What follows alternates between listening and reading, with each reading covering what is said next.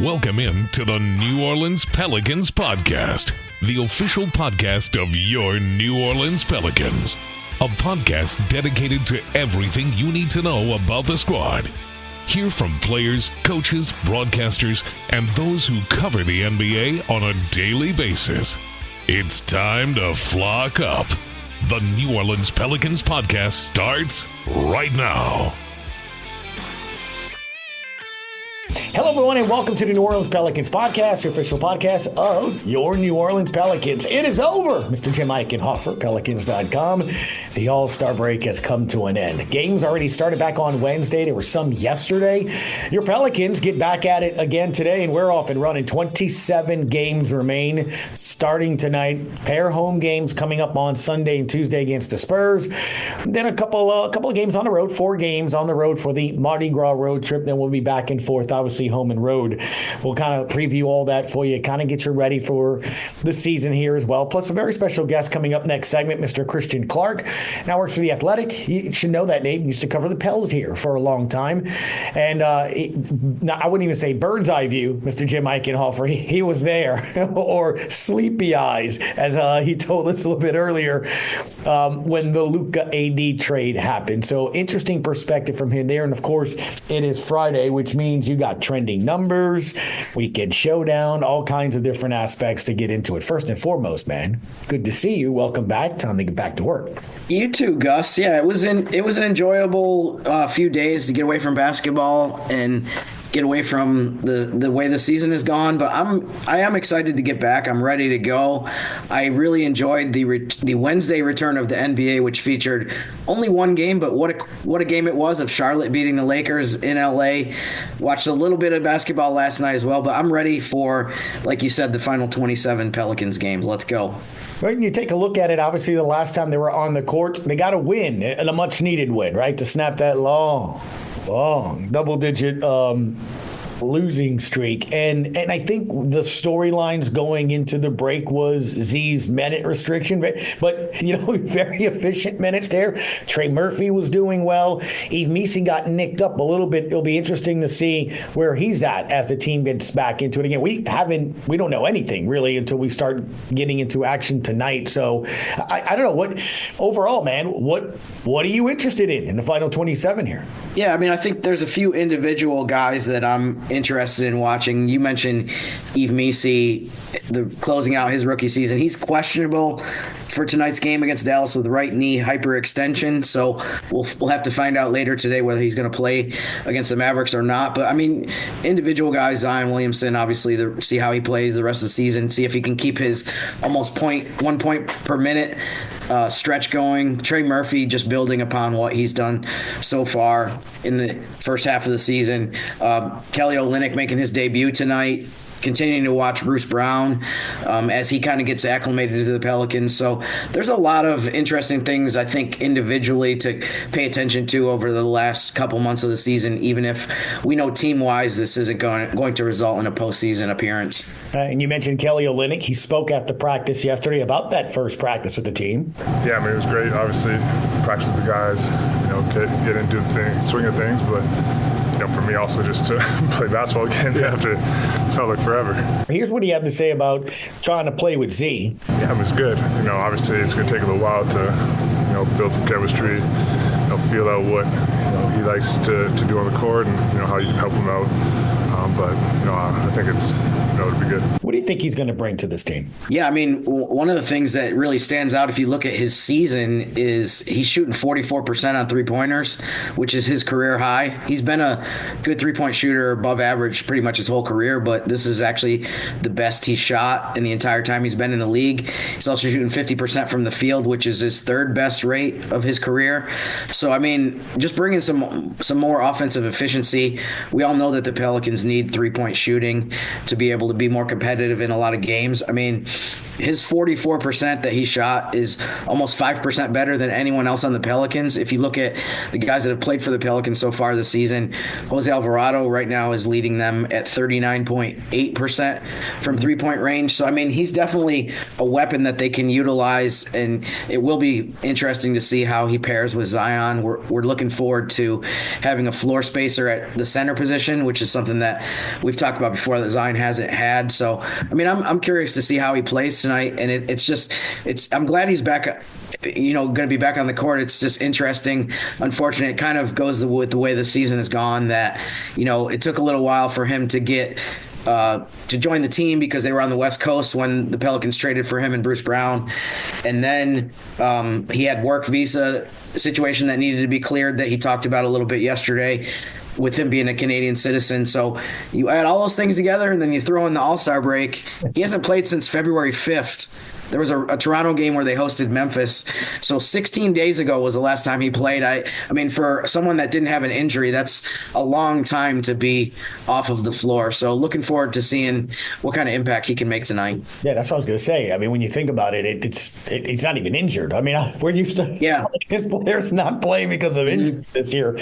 That is definitely not the case. I know I'm with you, man. I'm kind of looking forward to seeing where this is going to go. And look, I had to do it, with my wife here during the All-Star break. I was like, hey, enjoy me now, because when you look at the calendar, Jim, for the most part, you're going to be playing a game every other day. I know there's a brief little part in March where you have 3 days in between games, but after that, when I look up, it's a game every other day, a couple back-to-backs, but there's going to be a lot of basketball here.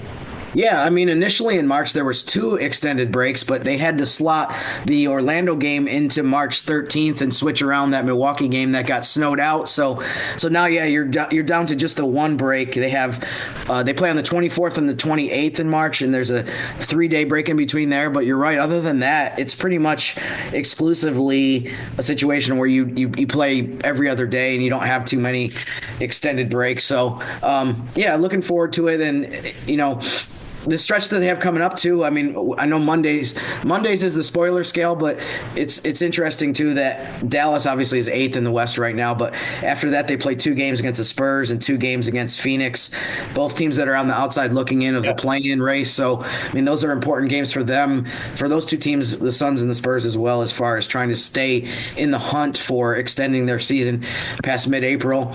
And obviously the Spurs is going to be 2 games in the Smoothie King Center, with the first one being on Sunday, which will be before we record again on Monday. So, but we heard the news about Victor Wembanyama is going to be out for the rest of the season. And, it's unfortunate too, because I know a lot of Pelicans fans, people that live in the region, have been wanting to see him play in person. And he's going to end up being 1 for 4 in terms of playing in the Smoothie King Center over the first 2 seasons of his career. Now with him being out, he missed his first game, which I think might have even been his first DNP of his career, NBA career last season in New Orleans. And then he did play in the April game, but obviously he's going to be out for these 2 games, which will make it on paper a little bit easier for the Pelicans to score around the basket. Yeah, I was going to ask you about the different matchups too, because obviously we'll touch on it with Christian Clark here in a little bit. But I mean, the Victor Wembanyama news is big, and then Gafford and a couple of Maverick players are injured, including Anthony Davis. So it's interesting when you get these teams and who will be available for these teams, huh? Yeah, I mean, the Mavericks have a pretty long list of injured guys, which Christian Clark is going to talk about. The Pelicans, I mentioned Yves Missi. Brandon Boston is actually out with a left ankle sprain and illness. And then I think those are really the main changes from the injury report that we've seen before. Obviously, Herb Jones and DeJounte Murray are out. But, yeah, for the Mavericks, I mean, I'll quickly go through the list. You mentioned Anthony Davis, Gafford, Derek Lively's out, Caleb Martin is out, Dwight Powell is doubtful, PJ Washington is questionable. So I mean, it's interesting that not only do the Mavs have a long list of injuries, but it's almost all front court guys as well. So it's been a huge array of injuries just at that same position for them. Yeah, no doubt. Well, we'll see what takes place here over the next couple of days. I'm really looking forward to our conversation. I know it was fun with Mr. Christian Clark, and now here it is for you Pels fans. All right, time now to bring in our very special guest, Mr. Christian Clark. I want to say it feels like yesterday, but it sure as heck wasn't yesterday. First off, it's great to see you, man. How are you? Fellas, I'm doing great. It hasn't been that long. It's been like 2.5 months. It feels like 2.5 years. I think I've aged like 10 years since I started this job. A lot has happened, right? A lot has happened for sure, man. I guess let's just start before we start getting to the basketball things. What's it been like, man? What's the move been like for you? A lot of work. I thought I was gonna be able to ease my way into this beat. Was kind of doing that. It was funny. The day that they traded Luka, I was with the team on this 5-game East Coast road trip. I was in Cleveland. I'd filed like 1,200 words. I'm like, hey, maybe some backup centers, like some wing options who could defend 3 or 4s. I think those could be potential acquisitions at the trade deadline. No, that wasn't a potential acquisition at the trade deadline. It was Anthony Davis, and they were sending out Luka Doncic. What was how stunned were you? I feel like everyone was kind of just totally shocked. I mean, did this just totally come out of left field for you? Yeah, I was drifting off to sleep. It was past midnight where I was. I kind of woke up, my phone just going nuclear. Mm-hmm. I mean, I thought I was still asleep. I thought it was one of those things where you're like, this was a nightmare. I mean, I literally thought it was, I was still asleep and it was a nightmare, that it wasn't real. And then the adrenaline kind of kicked in, and then I saw my editor had called me at like 12:30 a.m. I was like, oh God, I'm going to be up for like the next 8 hours here. And I pretty much was, I was up till like 7 a.m. and got like an hour or two of sleep, and then went to the arena for an afternoon game. Nico Harrison talked. It was pretty wild. I think what was so interesting, sorry, Jim, to interrupt there. I remember texting Jim too. I'm assuming your reaction was a little different because you were dozing off to sleep. But when that popped up and Shams posted up there, I'm like, see, he got hacked. Like, it was so funny, the amount of people that were saying this is obviously a hack. There's no way they can sort of be like that. Did you kind of get that reaction a while? Yeah, I would say I didn't really like fully wake up until Shams had sent the follow-up tweet of "this is real." So I didn't have the experience of like seeing the initial tweet and sitting there for 5-6 minutes and wondering, did he get hacked?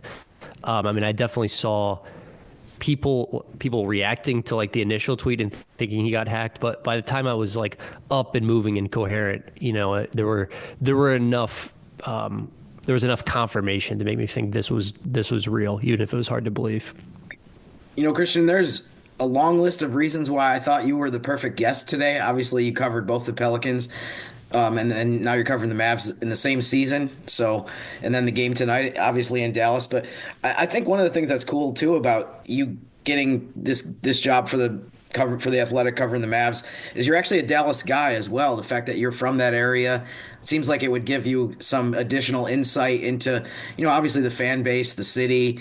And so I wanted to just ask you, it's basically 3 weeks later since the shocking, crazy trade. I mean, how is the fan base doing right now? I mean, how would you describe the way things are? It feels like initially we were wondering if they were going to, set fire to the arena. But how is the Mavs fan for life doing at this moment? Yeah, I would say still angry, hurt, heartbroken, and understandably so on all of those points. I mean, you write anything right now and the comments are like, fire Nico. I mean, that's just kind of what it is right now. I get it. I mean, and I think a lot of the reason the fan base reacted this way was its relationship with Dirk Nowitzki, being able to watch one player here for 21 seasons. There's a Dirk statue right in front of the American Airlines Center, and the inscription on it is "Loyalty never fades away." And I think, the fan base, like, one of the reasons they love this franchise is the loyalty the team showed to Dirk and the loyalty that Dirk showed to the team. And that's a big reason why people just got in on this team. And I think it was jarring for them to see, Mavericks management decide pull the ripcord basically on Luka after 6.5 seasons, 5 of them when he made first team All-NBA, 8 months off of an NBA Finals appearance. Like, I think for a lot of the fan base, it almost violates that idea of loyalty never fades away. And I think that's why you saw the reaction that you saw. What do you have personally, a lot of people maybe you grew up with who are Mavs fans, or what's been some of the reaction from some of the people that from just growing up in Dallas? Yeah, I mean, everyone I know is pissed. Everyone I know is really, really mad. It's like, this guy's 25 years old. I think the fan base was coming off a high. That finals run was just super fun. Yeah, I mean, even 2 years ago when they made that Kyrie trade, it was like, I think there was nervousness of like, oh gosh, are we gonna lose Luka? Are we doing enough to build around him and give him a chance to compete? And they kind of fixed that with the Kyrie trade, and then last year they go out and get PJ Washington and Daniel Gafford, and all of a sudden they had this really complete team around Luka. That team last year, it only finished 5th in the standings. They weren't this dominant regular season team. I mean, they really turned it on after the trade deadline. Mm-hmm. They won, I think, 16 of 18 at one point after the trade deadline. But it was a team that, wasn't fully formed until about a year ago, and then got super hot, and then just went all the way to the finals. And I think people were like, cool, like we got a couple more seasons of Luka and Kyrie. Kyrie's going to be 33 in March. At some point, like, we'll have to do, maybe pivot around Luka, but it's like Luka's 25 years old. Like, I think the feeling was, we're going to get to watch this guy for 7, 8, 10 more years. A lot of times fans see something different in, your daily media and people that are around the team see and stuff, right? I mean, you understand what I'm getting at, in that, like, were there signs that you saw this coming? Was there a fracturing between the team and this player? I mean, obviously when you cover a team like you have, you'll see if a player is unhappy or disgruntled, the organization feels a certain way. Fans maybe don't always see that. Did you get a sense and feel that this was coming one way, shape, or form now or later? I'm going to be completely honest. No. I mean, I'm a newcomer here, but I think a lot of people here felt that way. Even people who'd been around the team for a long, long time, this was completely shocking to them too. I think part of that is the Mavericks are just not a leaky organization. Nico Harrison, their GM, he just doesn't say a whole lot. He keeps a really close circle. Like, just the Mavs don't leak a whole lot. And I think that's part of the reason. And, I think the other thing is, I think people did know that there were like conditioning, diet concerns with Luka. Earlier this year, they said he was dealing with a right wrist sprain. He missed 5 games. It was more so due to like, hey, you need to get your conditioning right and hit those benchmarks.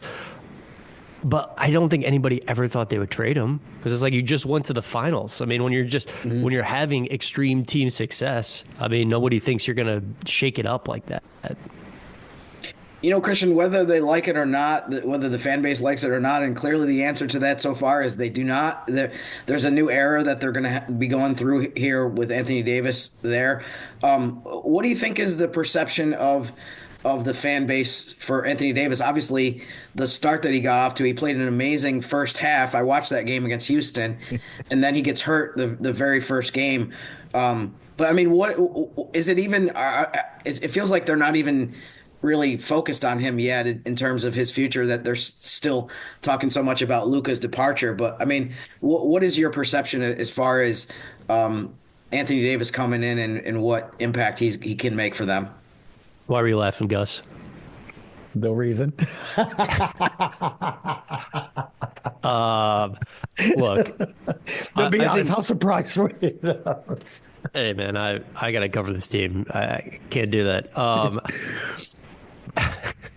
Look, I think Mavericks fans are smart enough to separate, like, Mavericks management made this choice. Anthony Davis did not make this decision.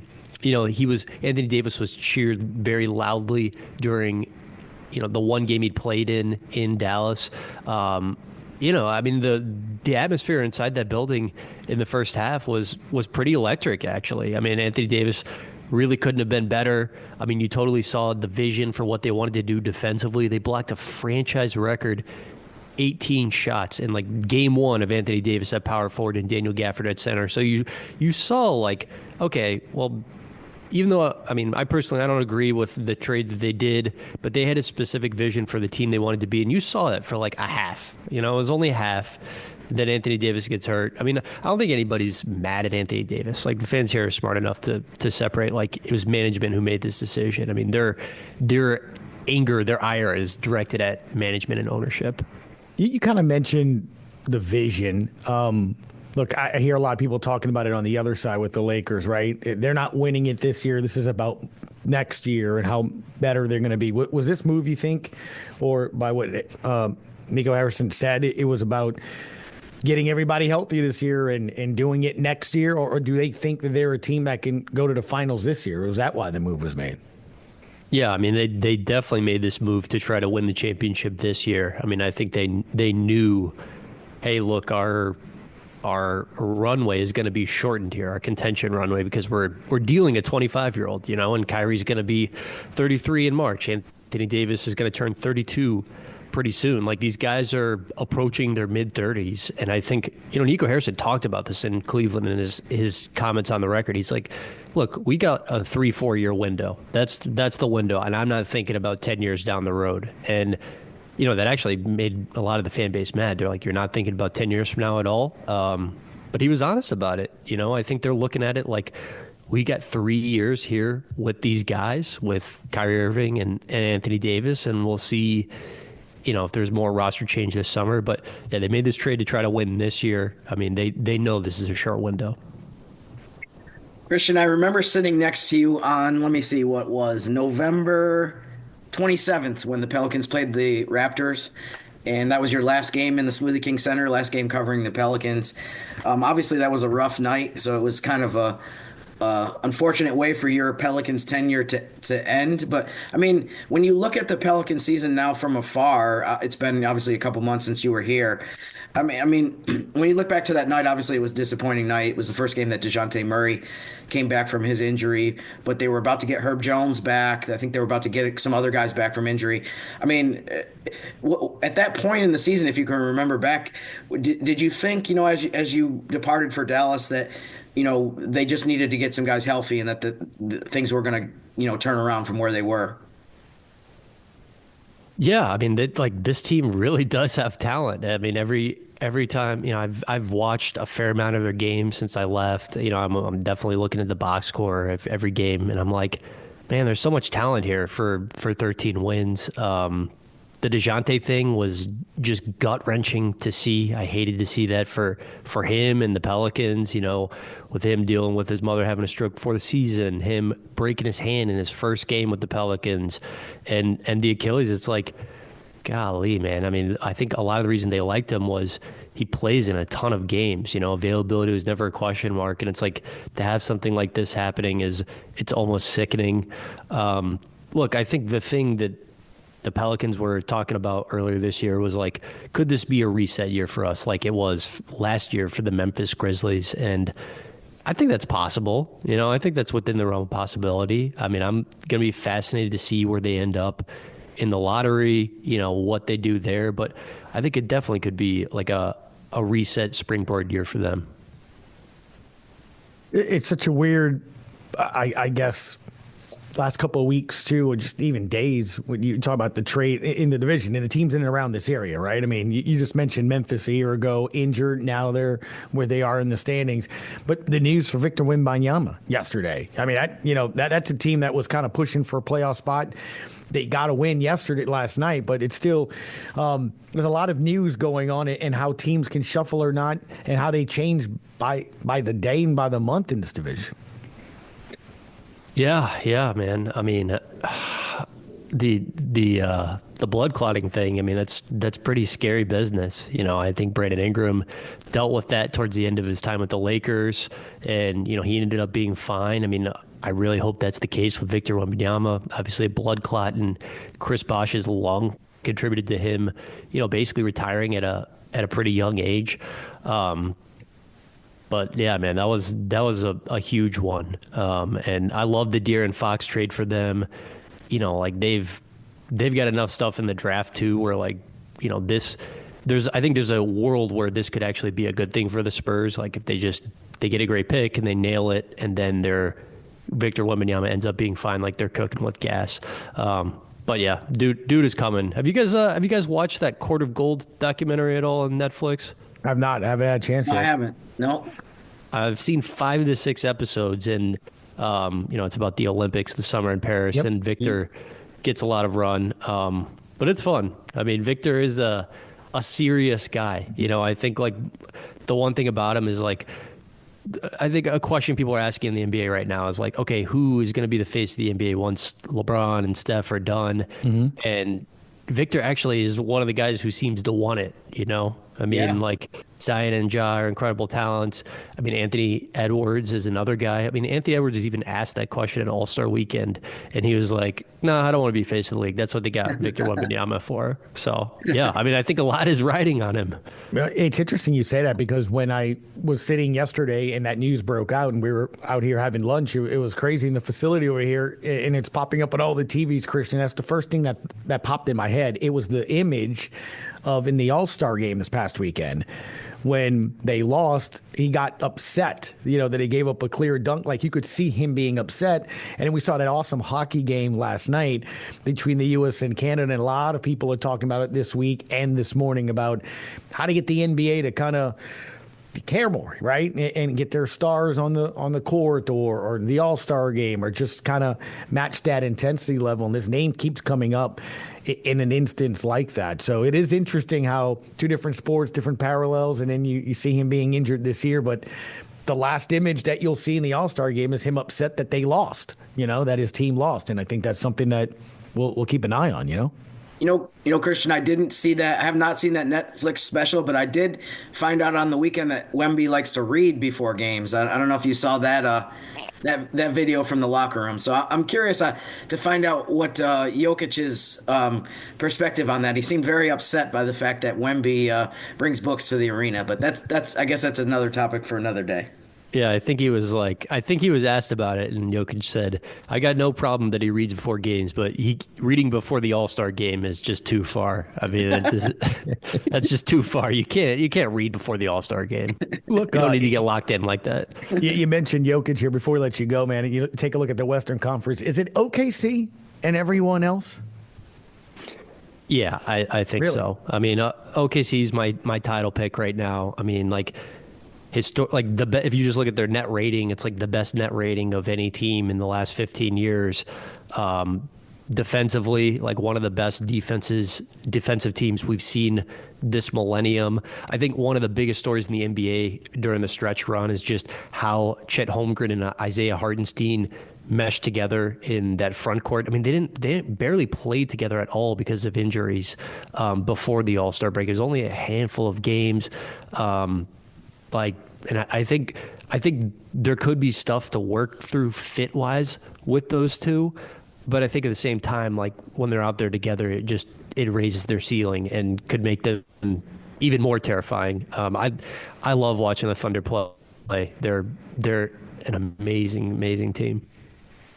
Last thing for me, Christian, going back to the Pels-Mavs game tonight, obviously that's the reason why we're focused on for tonight. How do you think the Mavs? How do the Mavs see this game, or maybe their stretch of games going forward? I mean, is this the kind of game where they look at it and say, "Man, we really got to get this win because we have some pretty key games coming up"? I know they play Golden State on Sunday, for example.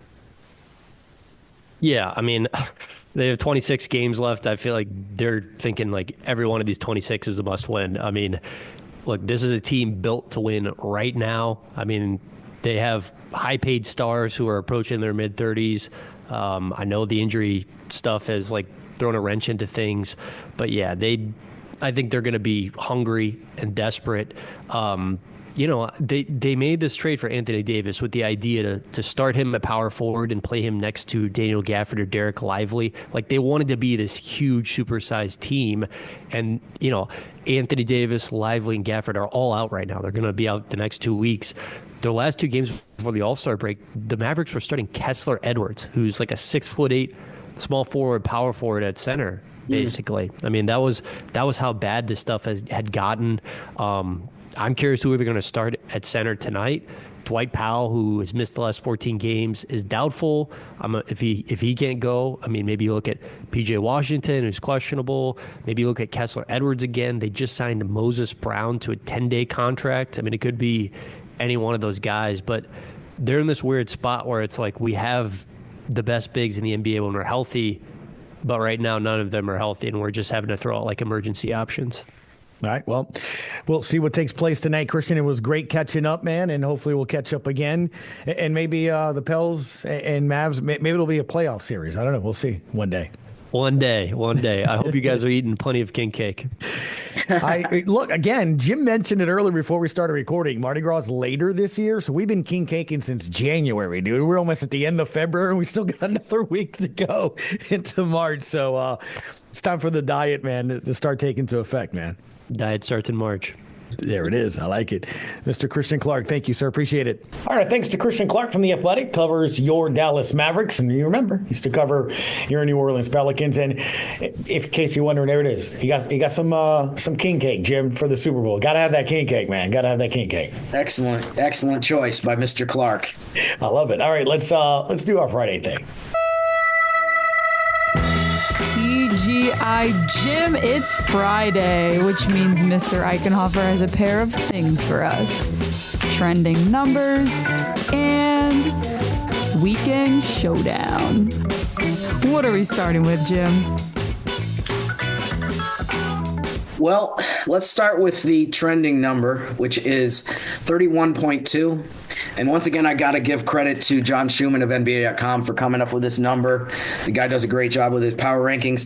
31.2 is if you add Trey Murphy's scoring average, rebounding average, and assists average, you come up with 31.2. That's the fourth biggest increase among any player in the NBA that's played in at least 25 games each of the last two seasons. So just a little bit of a statistical evidence of the jump that Trey Murphy has made. A lot of that, too, is he's not playing that many more minutes per game, but his production has gone up so much.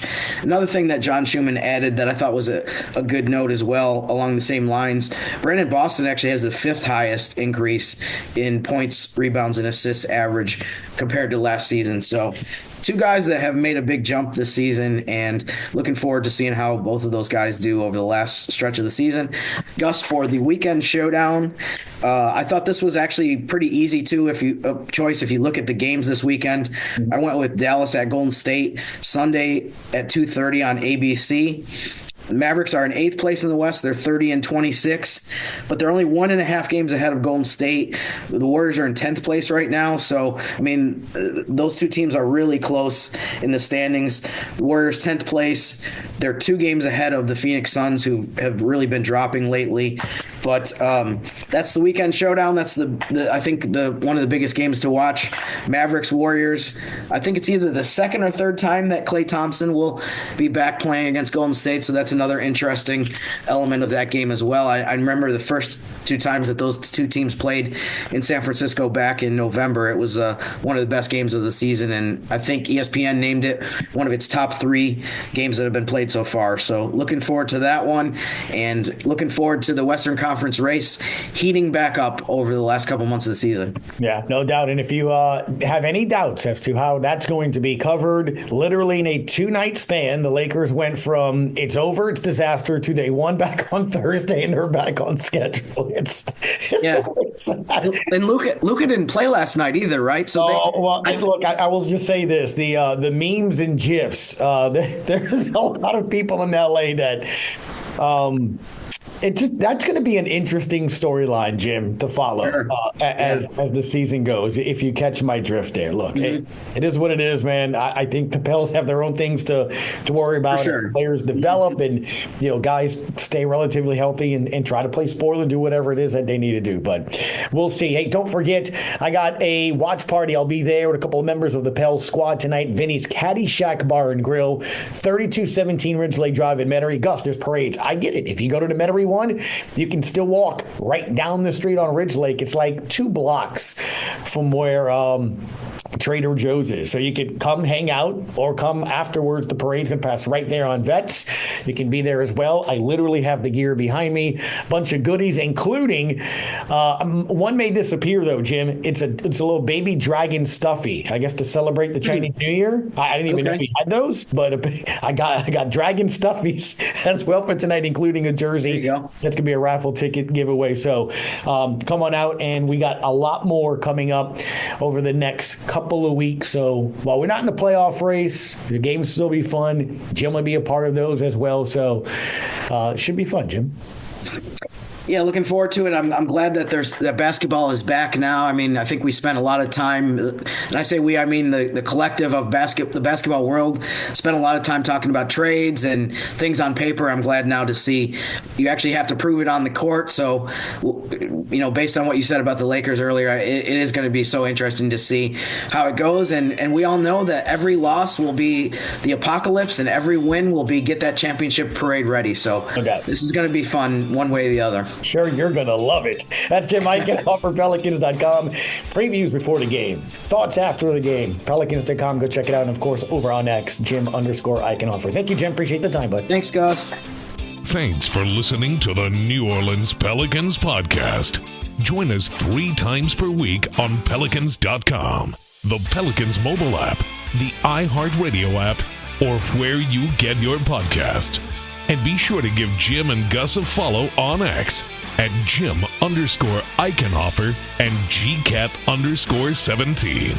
We'll see you next time, right here on the New Orleans Pelicans Podcast.